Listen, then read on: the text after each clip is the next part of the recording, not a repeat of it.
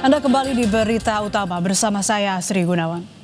Iran mengumumkan Mojtaba Khamenei sebagai pemimpin tertinggi Iran yang baru. Mojtaba adalah putra mendiang pemimpin tertinggi Iran Ayatollah Ali Khamenei yang terbunuh dalam serangan Israel Amerika Serikat. Pengumuman ini menunjukkan Iran tak tunduk pada kemauan Presiden Amerika Serikat Donald Trump. Trump sendiri menyatakan menolak penunjukan Mojtaba. Trump bahkan menggertak dan menyatakan Mojtaba tidak akan bertahan lama. Sementara itu saudara, langit Teheran memerah. Amerika Serikat dan Israel menyerang depot penyimpanan minyak dan fasilitas kilang di ibu kota Iran itu. Kebakaran besar terjadi, kobaran api membara membuat langit Teheran berubah warna. Israel pun mengklaim bertanggung jawab atas serangan itu. Israel menyerang kilang dan fasilitas penyimpanan minyak di Teheran, Iran pada Sabtu malam. Israel menyebut serangan ini jadi langkah tambahan memperparah kerusakan infrastruktur rezim Iran. Kementerian Perminyakan menyatakan pesawat tempur Israel menyerang 3 depot minyak di daerah Kohak, Shahram, dan Karaj.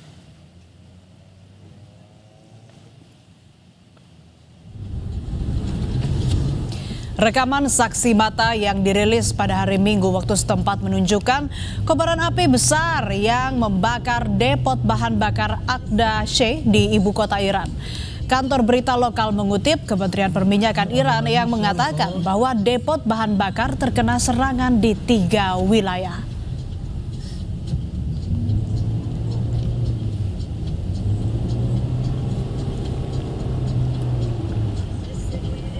Perang Amerika Serikat, Israel, dan Iran semakin sengit.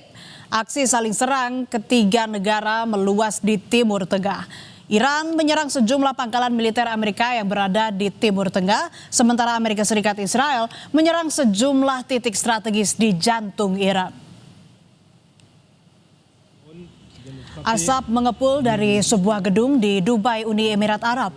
Diduga gedung ini terkena serangan balasan dari Iran. Media di Dubai juga menyebut adanya puing-puing dari senjata yang berhasil dicegat di udara jatuh dan mengenai sebuah kendaraan di wilayah Al-Barsha. Otoritas Dubai menyatakan seorang pria tewas setelah kendaraannya tertimpa puing-puing dari senjata yang berhasil dicegat di udara.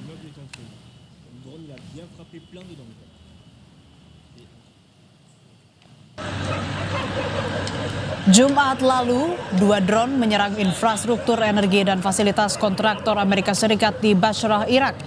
Serangan ini memicu kebakaran di fasilitas yang terkait dengan perusahaan jasa energi Amerika Serikat. Serangan ini terjadi di tengah serangkaian insiden drone dan rudal di seluruh Irak, termasuk serangan terhadap ladang minyak dan kargo Bandara Internasional Basrah.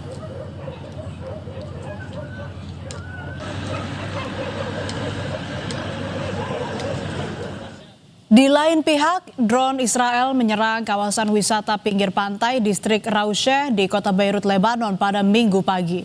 Serangan ini menghantam sejumlah bangunan komersial, salah satunya sebuah hotel.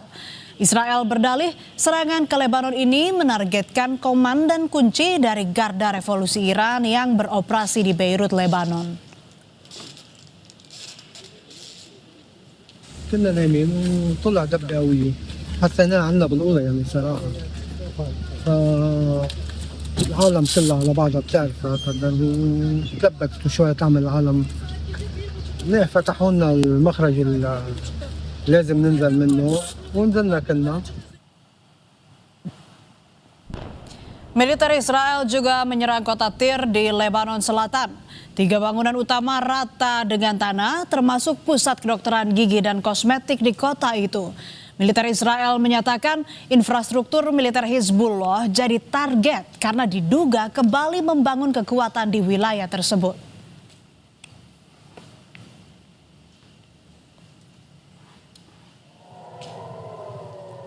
Sementara di wilayah Israel, rentetan rudal Iran terus menyasar kota Tel Aviv.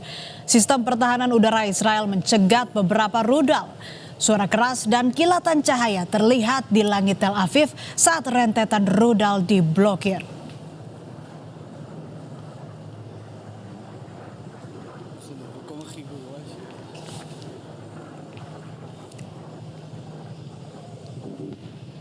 Intelijen Amerika Serikat menyebut Iran masih mampu mengakses cadangan uranium untuk senjata nuklir. Presiden Amerika Donald Trump mengatakan opsi pengerahan pasukan darat masih terbuka untuk mengamankan material nuklir tersebut. Presiden Amerika Serikat Donald Trump saat berbicara kepada wartawan di atas Air Force One, saudara, pada Sabtu lalu mengatakan opsi pengerahan pasukan darat masih terbuka untuk mengamankan material nuklir tersebut. Meski tidak akan melakukannya sekarang, Trump menambahkan bahwa pertahanan Iran perlu dilemahkan terlebih dahulu sebelum langkah mengirim pasukan darat dipertimbangkan. What are the circumstances where you'd send in ground troops? How are you thinking about that? I don't even want to talk about it now. I mean, that's. I don't think it's an appropriate question. You know, I'm not going to answer it. Could there be? Possibly, for very good reason. Have to be very good reason. And I would say if we ever did that, they would be so decimated that they wouldn't be able to fight at the ground level.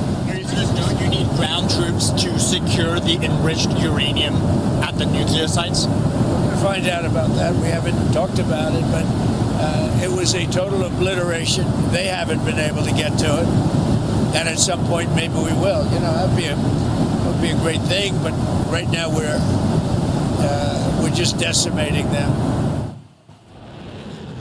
Sementara itu, Menteri Luar Negeri Iran Abbas Araghchi menegaskan tidak ingin bernegosiasi lagi dengan Amerika Serikat.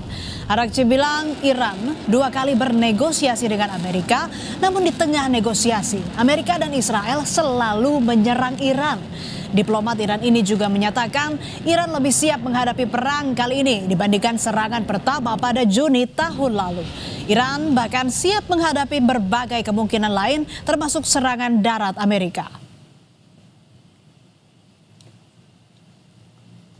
We don't see any reason why we should negotiate with the US when we negotiated with them twice. And every time they attacked us at the middle of negotiations. So there is no request for a ceasefire by us, and there is no request for the negotiation with the US from us. We have never sent any messages to them.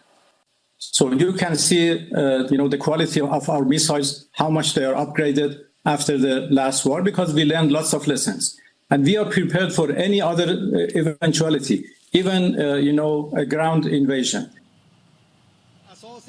Di tengah perang yang semakin sengit, televisi nasional Iran mengumumkan Mojtaba Khamenei sebagai pemimpin tertinggi Iran menggantikan ayahnya, Ayatollah Ali Khamenei yang terbunuh dalam serangan gabungan Amerika Serikat Israel.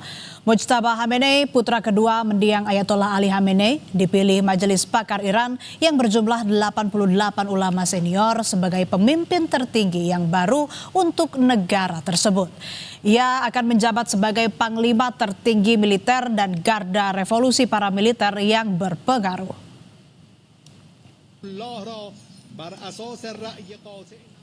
Sebelum Mojtaba terpilih, Presiden Amerika Serikat Donald Trump menegaskan tidak takut dengan siapapun pemimpin yang terpilih di Iran.